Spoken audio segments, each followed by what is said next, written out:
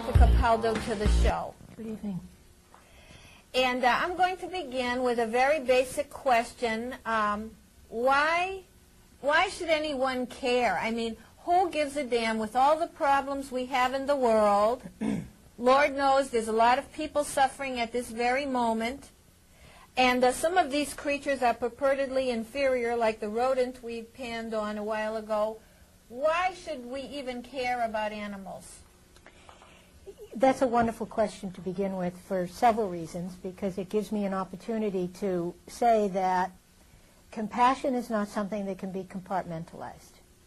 And my experience is that contrary to what the media would like people to believe about people who care about animals being terrorists or anti-human, that many of the people that I know that care deeply about the species, or all animal species, as well as the environment, also care deeply about human beings. So I think the first thing we have to start with is the premise that to feel compassion towards something like a rat or a chimpanzee or a chicken or a dog is not exclusive. And you can still have lots of room in your heart, mind, and action to feel compassion. Is there something in their lot that speaks out that needs compassion? I think over the years we have victimized various groups that we have considered, minority, unworthy of any rights, unworthy of any expression, freedoms, etc. Animals happen to be the last frontier in understanding that because someone or something is different than you, it doesn't mean that it isn't worthy to have its God-given rights, if you will, the right to spread your wings if you're a chicken. That's a simple right. Chickens don't want to vote. They're not interested in the vote. So when we talk about rights, we talk about the right to be free of man-made pain, inflicted pain. I think the animals, the other animals, the non-human animals, represent an enormity of suffering that's unparalleled anywhere. Right now, the number of animals being slaughtered, transported, vivisected, used in rodeos and other quote-unquote sports, just by pure volume, it is perhaps the most suffering population of living sentient beings that you could ever find throughout history. So yeah, they do call to me, and I do work for people, though. I care deeply about human beings. I had a patient one time whose daughter was dying of. It's hard work when you care. But animals call to me because they don't have as many voices, and they cannot rise up as other minorities, women, African Americans, other minorities who have been oppressed. They can't rise up on their own. They need a human advocate. And so there are millions of us right now that have taken on their suffering and want to change it and do something about it. Want to stop it. And also when many of us, most people probably, I think by far a majority of people are compassionate towards animals, were they to know what's going on with animals, would flip out. It's out of sight, out of mind. But I think even there's something intrinsically very appealing about animals. A person can even say they like animals better than people. Not to say they don't like people, but something so wholesome and unique and able to teach us lessons in ways we don't comprehend by our human biology.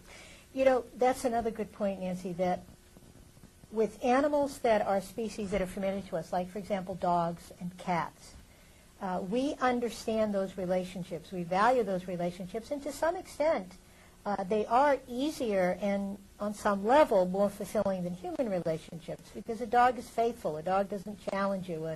A cat is an ever-ready companion. Human relationships are more work and more fraught with conflict. Yes. Yeah. So that's one of the reasons, for example, you see a decrease in the use of dogs in biomedical research. Now, it doesn't necessarily mean that the protocols, the horrific experiments that they have been subjected to have necessarily stopped. They've just picked species that are, quote-unquote, less popular. For example, pigs, sheep, more of the rodents. So what we want to do as a human being to evolve in our consciousness is to understand that, again, compassion has no boundary, And a dog is not worthy, any more worthy of my consideration just because I happen to know dogs than a rat or a chicken or a bird or any of the other animals that are currently used and abused in various industries of animal abuse. Yes, and you used the word sentient before. I take it you're basing it on the idea that the knowledge that creatures that live, no matter what they are, snakes, spiders, etc., are sentient. Could you describe to us what you mean by that? Well, I mean the ability to perceive their world, the ability to feel pain, the ability to have social needs, cognitive needs, biological needs. So sentience basically means alive, and I don't think anyone would dispute the fact that there is a will to life. The steak that you had for dinner did not want to die. There was a struggle. There was the sentience of wanting to hold on to life. So that's what we mean by sentience. And if a being has sentience, then it is deserving of the life that it was created to manifest. And at the very least is suffering if it's not getting its basic requirements for fulfillment of being able to live the way it was meant to live. I think you also made a good point where you said that if most people knew. And I am not of the belief that most animal cruelty is the result of sadism or even callousness. I think it's ignorance. I think the vast majority of us participate unknowingly in some form of animal abuse from a place of ignorance. And let's move for a minute now. Let's use that as a little segue to move toward what our particular focus is, which is vivisection, the use of animals in experiments, biomedical research, product testing, because I think that's a very good example. When we ask the public if they believe that animal research is right or good, they will say no. They don't believe it's a good thing to do. When we tell them that it's the way to find cures for human illness, then they start to reluctantly endorse it. Now, what's happening in the anti-vivisection movement is that we have scientists. We have Dr. Ray Greek, who is a board-certified anesthesiologist in combination with his wife, who's a board-certified veterinary dermatologist. They just finished their second book on what bad science animal research is. Now, as people are learning that using animals in research is not only ethically offensive, but scientifically flawed, we're starting to really see people put pressure to say to the government, to say to the scientific community, you've got to find another way of doing this. So that's from ignorance. That's from a lack of awareness and a believing of some of the lies around the necessity to abuse animals in this way or that way. So this is a great opportunity to educate people that maybe it's not so necessary scientifically, and it's never been justifiable ethically. Right. And I'm of the mindset, which I've often told people, I could care less if tomorrow nirvana were achieved because rats' brains had electrodes put in them to study cell function, or tumors were grown in cats and helped with cancer treatment. I could care less if we had nirvana because of this, because animals feel pain. The immediate ethical event is the whole enchilada. I understand the rest of it, and there's a lot to be said for the rest of it. What a woeful situation the rest of it is. But the idea that you would dare to take a creature that is born to live whatever its destiny is, its natural way, and use it in such a ignominious way, in such a just like you use a tractor or a steamroller or an iron or a meat grinder. Use it as a thing to serve your purpose is the epitome of cruelty.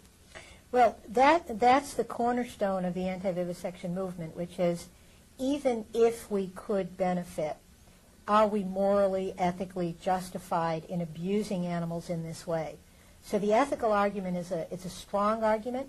It goes to the core of our morality as a species. What are we willing to do and not willing to do for the sake of this or that?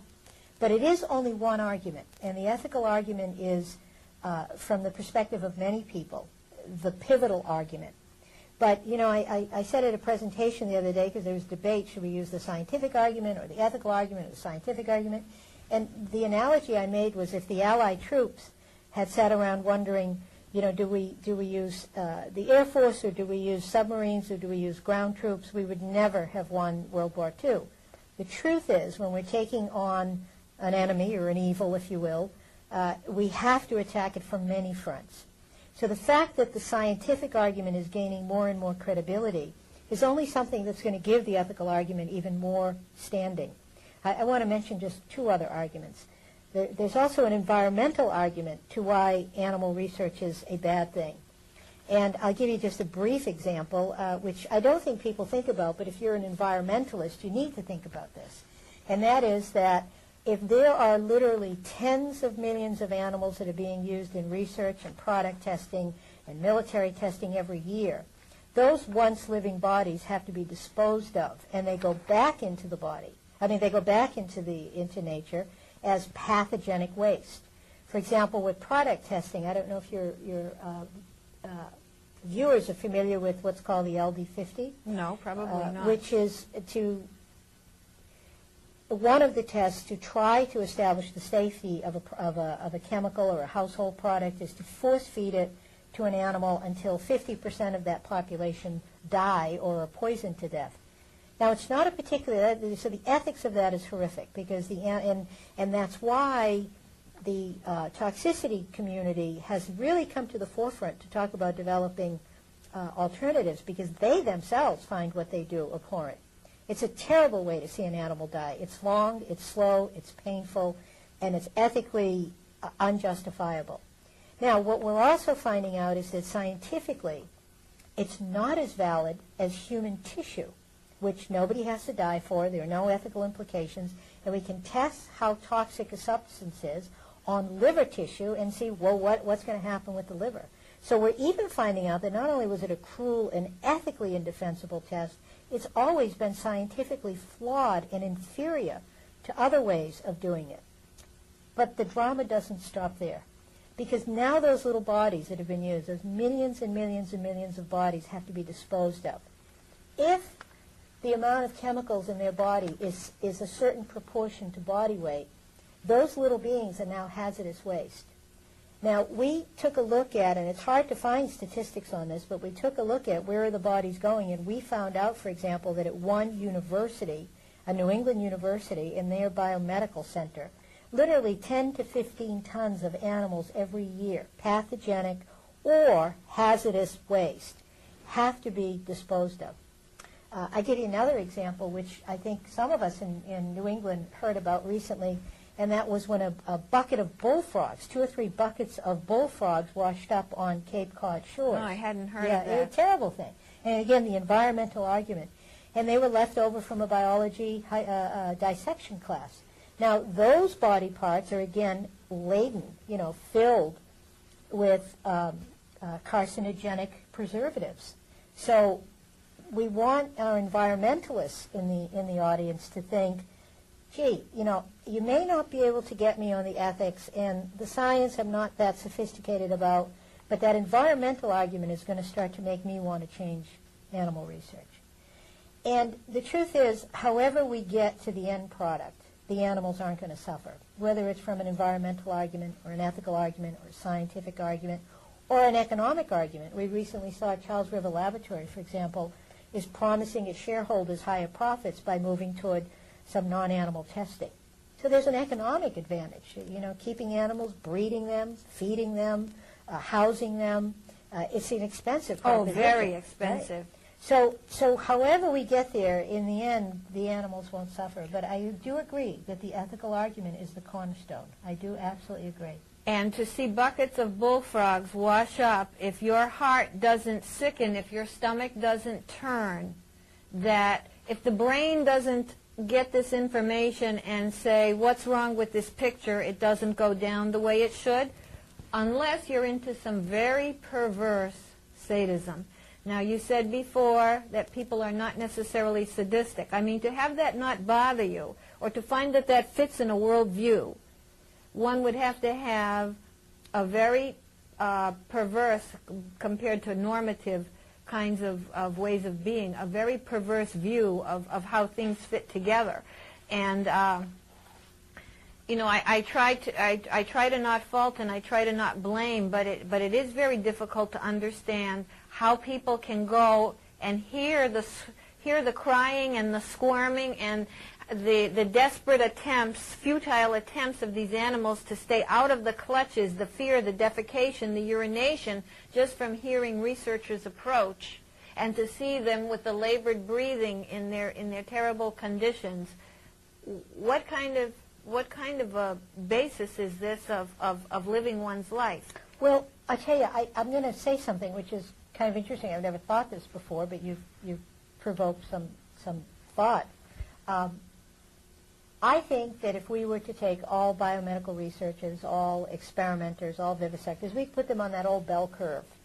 And some people are just kind of slobs doing what they do, and some people are really vicious, mean, sadistic, human beings, and the rest is sort of in between.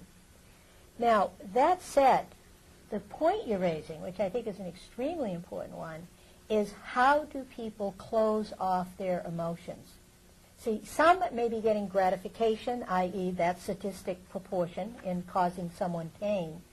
But in a sense, worse than that is the ability of people to just block off their empathic connect with someone who's suffering and do what they do. Now, that to me is actually more terrifying than the percentage of sadistic ones, because what that tells us is many, many human beings are capable of turning off their empathic compassion. And that's a horrifying thought. And why do they do that? They do that from the beginning of biology all the way through their training. They're taught that it doesn't matter. In fact, to be a good scientist, you have to be able to shut that down and do what you have to do in spite of the harm that you're inflicting.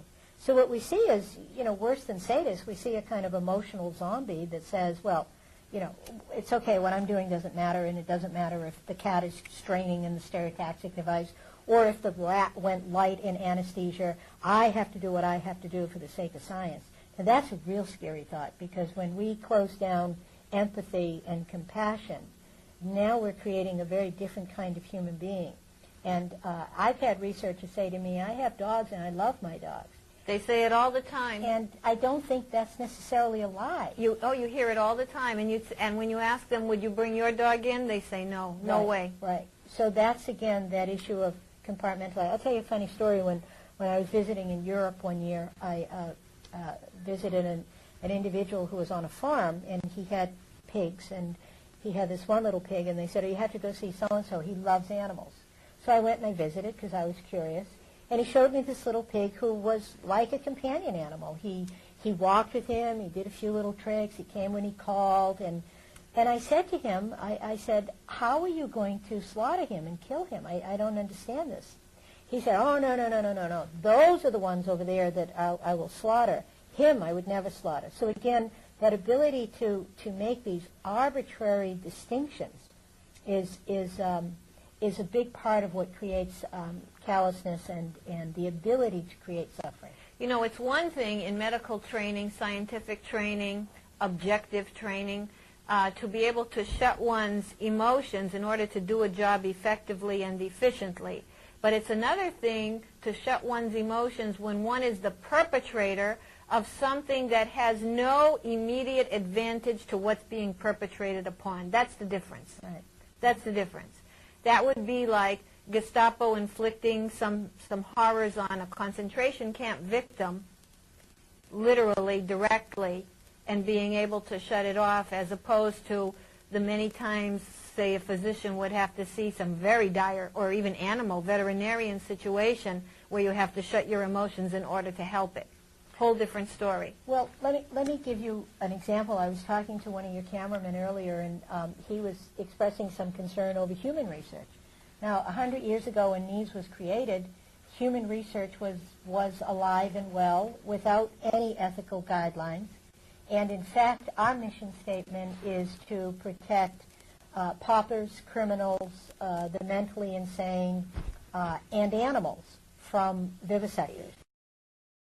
It wasn't so long ago, the Tuskegee syphilis experiments, that we had individuals from the U.S. Department of Public Health not treat African American males for syphilis, basically allowed them to die. It was a 40-year study. And it was only in 1997 that the president in this country apologized to the African American community for that egregious research.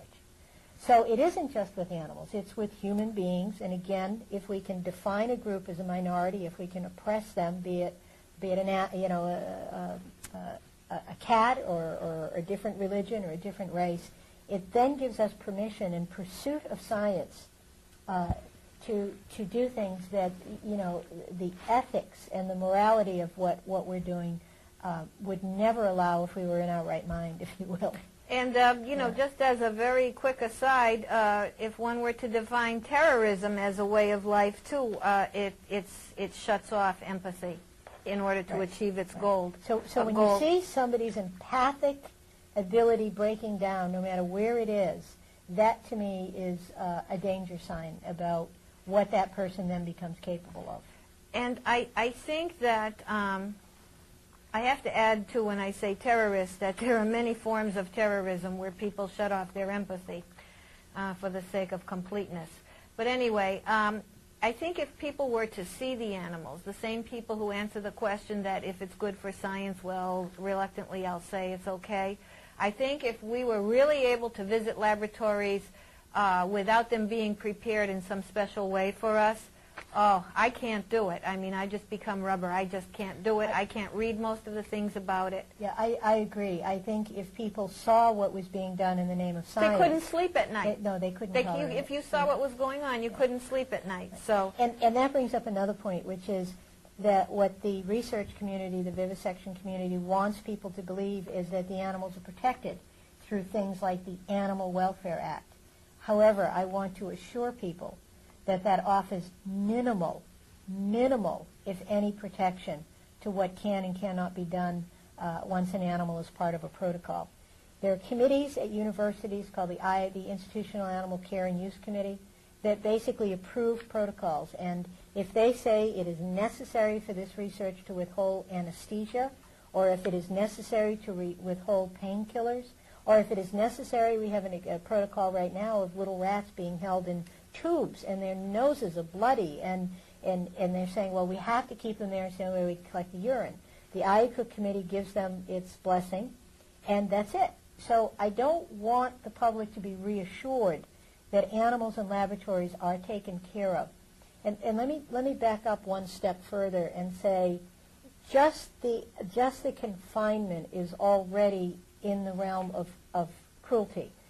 We'll have, for example, very social animals like primates, oft-times housed individually because they have to be because of the protocol.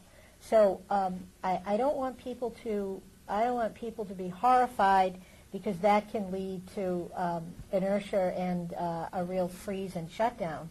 But I want people to have a very realistic sense that in terms of research, testing, animals don't have any protection, except organizations like mine, where we're in there surveilling it, getting information from IACUC committee members, exposing. We do literature where we expose some of what's going on, trying to get people to say we don't want to fund that cat research anymore. There's cat research going on in New England, 30, 40 years of it, tens of millions of dollars in Massachusetts alone. Unnecessary research and definitely cruel research. Until the public knows about it, they're paying for it. Everyone out there, it's your tax dollars that are paying for NIH-funded research. Oh, most people would be so appalled, so appalled. Most people love animals. See people walking their animals and everyone stopping to see how those animals are and saying hello to each other. They just adore animals. They would be appalled.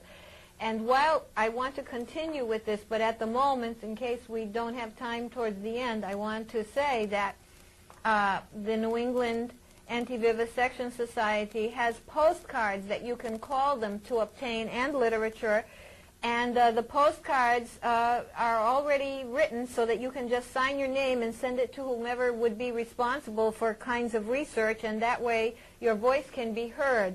It also has a list of products that can be bought that do not depend whatsoever on having animals in laboratories or being tested. Little pamphlet of cruelty-free products that you can obtain from them.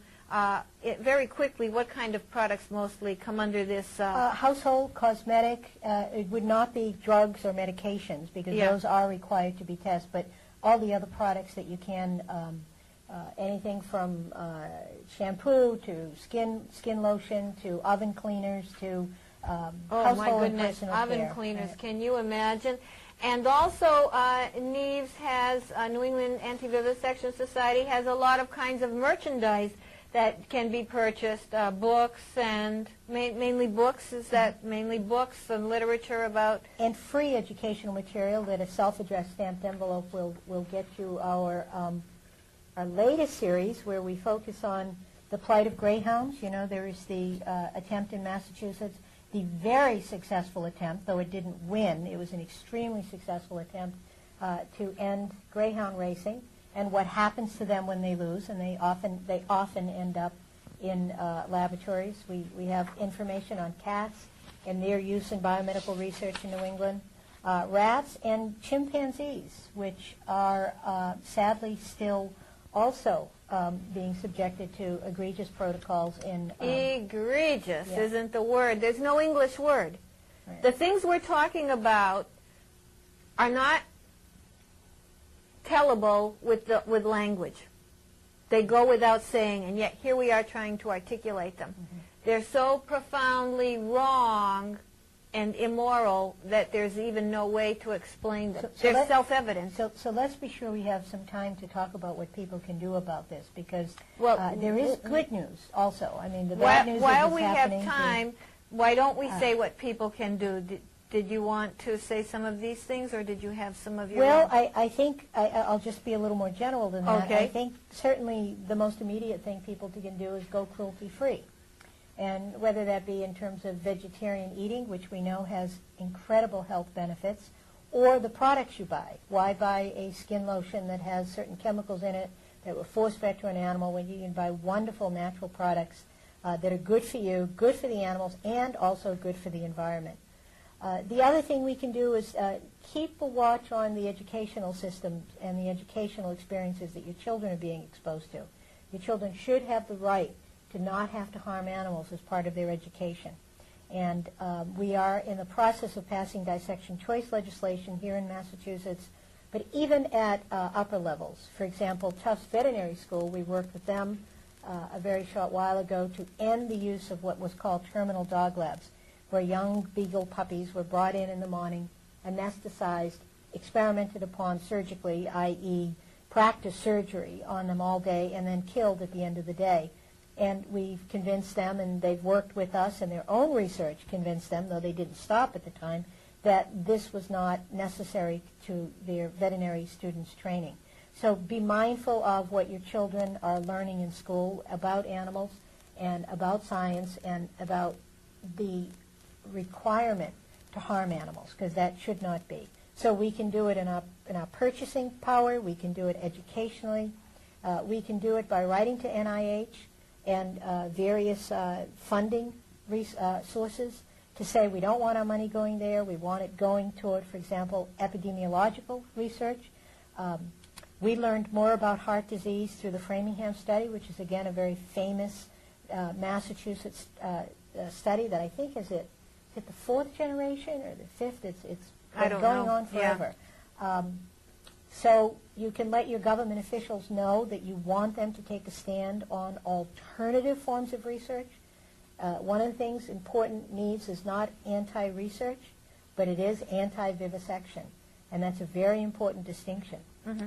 Say exactly once again what vivisection means literally. Viva meaning alive and section meaning to cut up. So vivisection is a term used that connotes cutting up or otherwise injuring a living being. Shocking, stimulating. Shocking, burning, drowning, traumatizing, surgically hitting the mutilating. head. Yes, all sorts of, that's what vivisection means. So.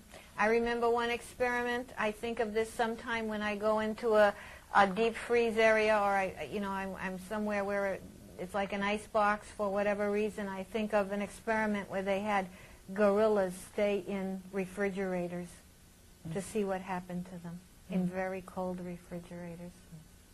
I mean, beyond what the mind can imagine. That too, I'm not sure we've addressed that point yet, so let's do that now, which is, in addition to finding it abhorrent, I think people, if they started to see what was going on in research labs, would see what a ridiculous game the vast majority of research is.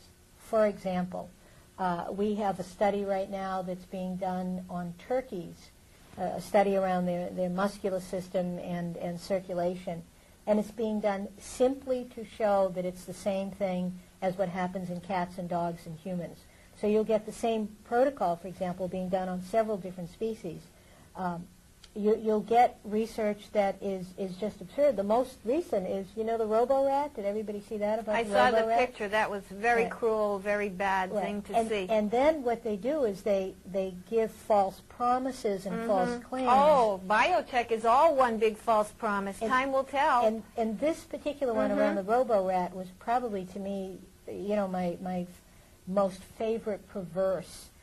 To say that we would be using these rats to do search and rescue for terrorists, I think it's such a manipulation of, one of our nation's greatest tragedies, for people to believe that what was being done in that laboratory through the use of electrodes and a little tiny rat is something that would be a combatant to terrorism is manipulative and unkind to the public who's supporting it.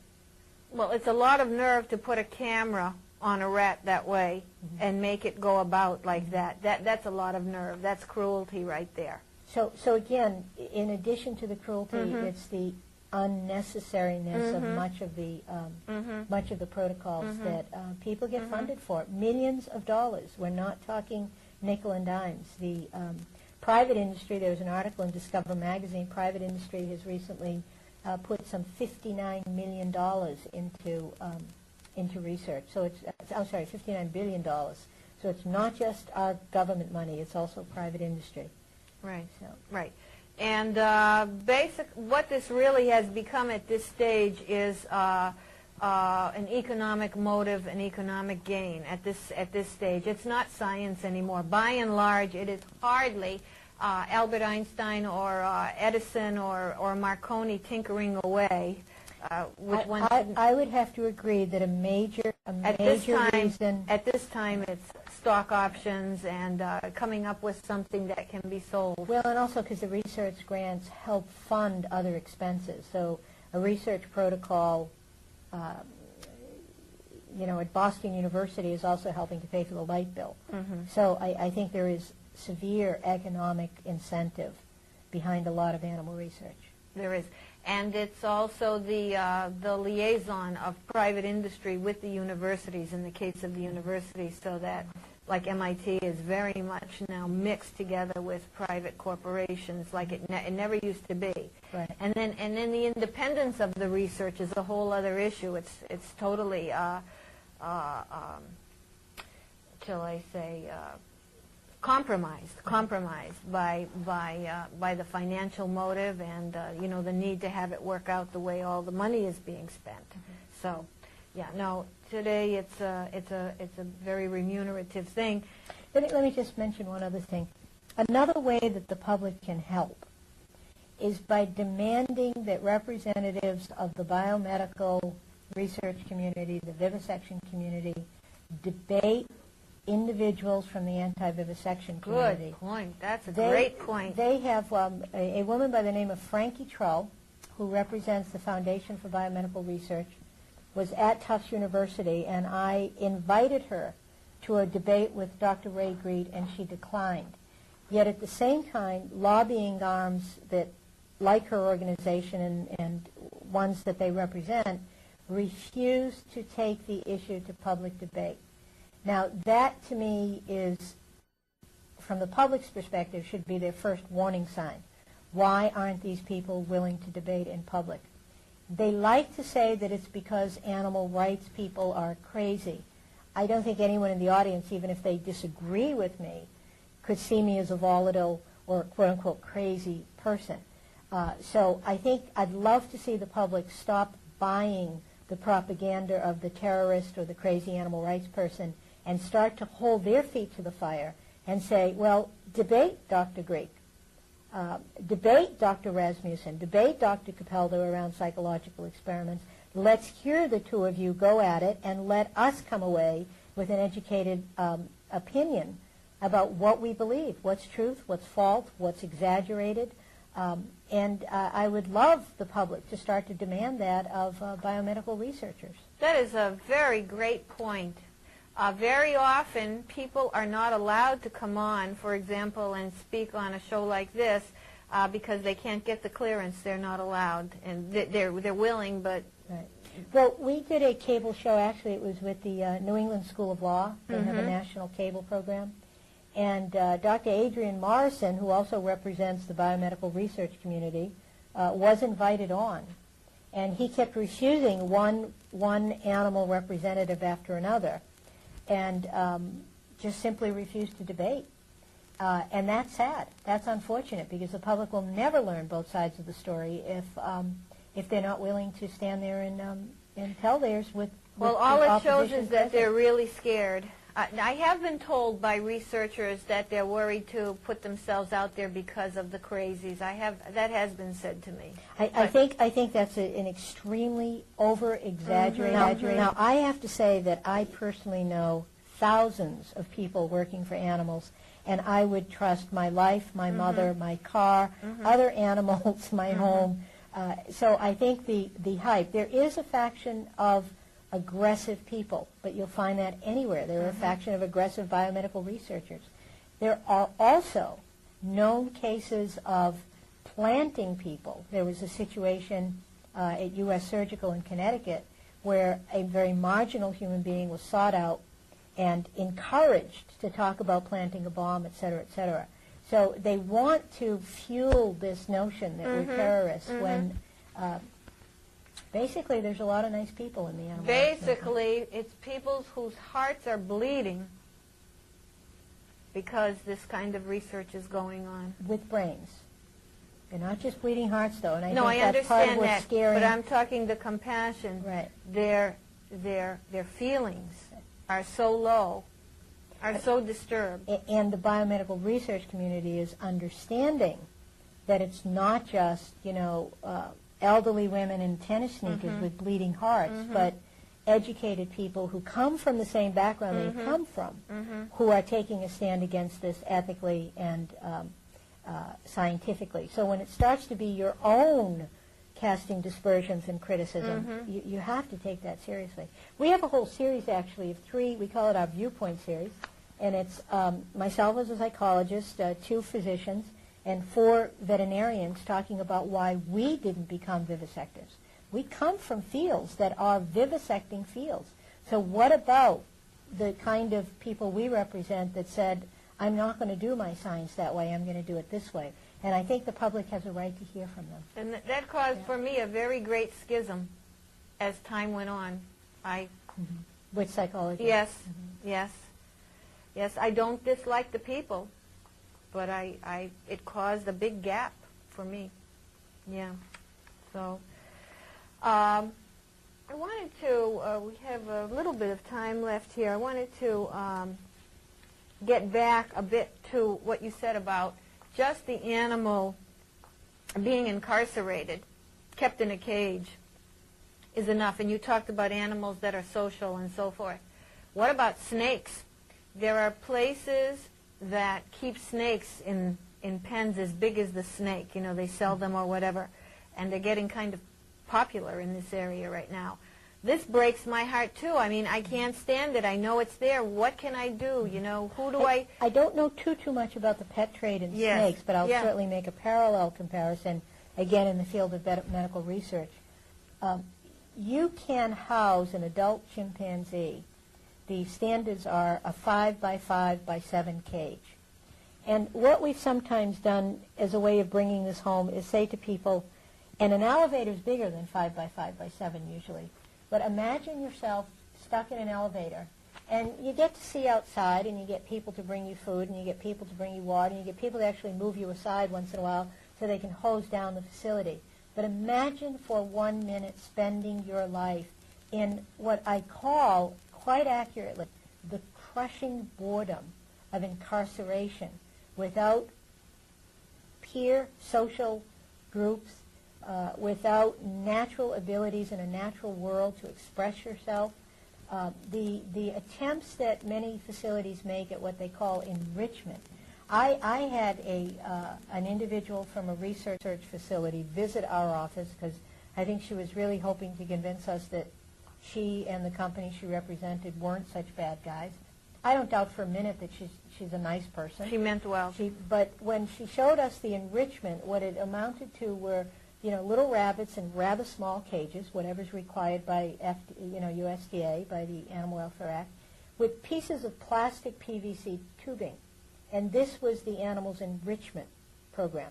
So that's one of the real disservices that the regulations do, is that they call enrichment, or what they allow to qualify for enrichment, adds nothing to the animal's life, the quality of their life. And animals go crazy. They go crazy. You'll see it at roadside zoos when they're circling. Oh, yeah. I saw it in Las Vegas recently, the tiger. They had a tiger in a hotel. Yeah. And he paced and paced and paced, and I said, when does he sleep? I said, I saw him late at night, and I said, I didn't want to. I didn't go to see him. I saw him. I said, he must be asleep now. They said, he never sleeps. He's always in that, night and day, being watched by hordes of people. And he was just... Yeah. The pacing is one indication. He knows a fate we'll never begin to fathom.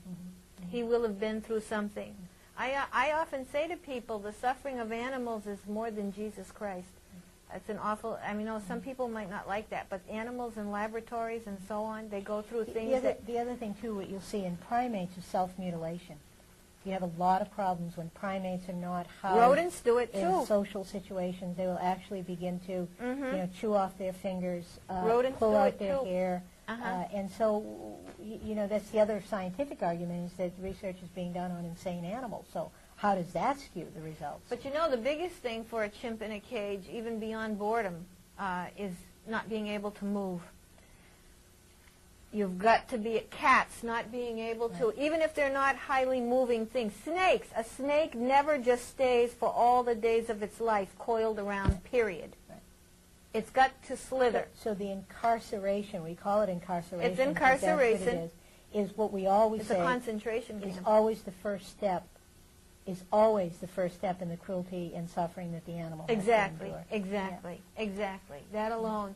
And the fear factor of being at the mercy, something will be done to you. You can smell blood. You can hear. Well, let me bring that point home. There's what they have in some labs, many labs, what they call squeeze cages. Have you ever heard of that? No. Well, it's a cage often for primates, where if the animal tries to get to the back of the cage to avoid whatever's going to happen to them, they simply bring the back of the cage forward and push the animal forward. So there's no escape. And there's horror involved in that. There's fear. There's anger and aggression. And they get angry when the animal is angry. Yeah. Let's not kid ourselves. They get angry. Someone from MIT recently said to me, geez, my colleagues are animal researchers, and they're mad. They were telling me the rats are biting them, and they were really mad. And he said to them, well, did you ever think about what you're doing to them? You know how you get when you need to do something, and when you're doing research, it has to be a certain way. When you're using a living thing like an inanimate object, you're going to place it a certain way. You want it to be steady. It doesn't fit with being alive at all. Well, they have devices they call stereotaxic devices, which are basically you put little screws around the animal's head and around their neck and around their body, and you can fix the animal so that it can't move. And research protocols are done where the animal is anesthetized in a stereotaxic device or unanesthetized. So, but again, I don't want us to end on the note of the doom and gloom, because I myself am extremely optimistic about the changes that we've made. They're not fast enough, and they're not enough, but I don't want your audience to go away feeling like it's all bad news and throw up their hands and think, oh, well, there are things that are happening, there are changes that are being made, there are commitments to reducing the number of animals, refining the experiments, replacing animals where possible, and that's the scientific community. And there are great strides being made by organizations such as mine to change things. Tufts University, for example, is the first veterinary college in the nation to eliminate terminal dog lab. That's not a small accomplishment. That leads the way for that standard operating procedure for veterinary schools to really rapidly become a thing of the past. So I want your audience to know that it is possible and it is happening. Well, we wouldn't even hear so much that we do about it and have so many people involved as we do today, and have the pitiful changes that have come to pass about cage size and so-called enrichment and walking a dog and so on. We wouldn't have these minimal things if it weren't for progress, right. Very slow progress. But like you say, the key thing is open up, open the doors, let's get some air in the research atmosphere. Let's get some air in there. Let's get some discussions going. Let's get some awareness and enlightenment on what this whole subject is all about. That would be progress. For your audience that is more scientifically inclined, I really would like to recommend Dr. Ray Greek's books. One is called Sacred Cows and Golden Geese, The Cost to Humans from Animal Experiments. And the other is, I believe it's called Specious Science. And that was his second book. And again, they're written in... How is his last name spelled? Greek. Okay. And his wife is Jean Swingle Greek. So it's Dr. Ray and Jean Swingle Greek. And I think if there are, I'm assuming because we're in Boston, a hotbed of biomedical research, that we have some biomedical researchers watching, and I'd highly recommend that they pick it up, and I'd highly recommend they call us if they're interested in debating in a public forum, because we would love to have, as you say, some fresh air on the topic and give ourselves a chance to make our points. We're ready, willing, and able to have people come on the show and tell us how wrong we are, right. And we'll be civil. I try to be civil. Okay, well, we're at the end of our show here tonight. So we love animals very much. We hope you do too. I know we all have our own pressing problems that keep us wrapped up inside of ourselves and maybe the few people that are in our close inner circle. But if anything, if you hadn't thought about this issue much, maybe at least your periphery is a bit wider, and you take a bigger look at what's all around you, all the things that are alive, the birds, the turtles, the snakes, the frogs, and all the wonderful animals that we live with, like cats and dogs and so on. So thank you very much for watching. Let's try to let the animals go out of the laboratories of all the world. And thank you, Dr. Capaldo. This is a person that puts her money where her mouth is. She's been on the front line with this stuff for a long time. So thanks a lot.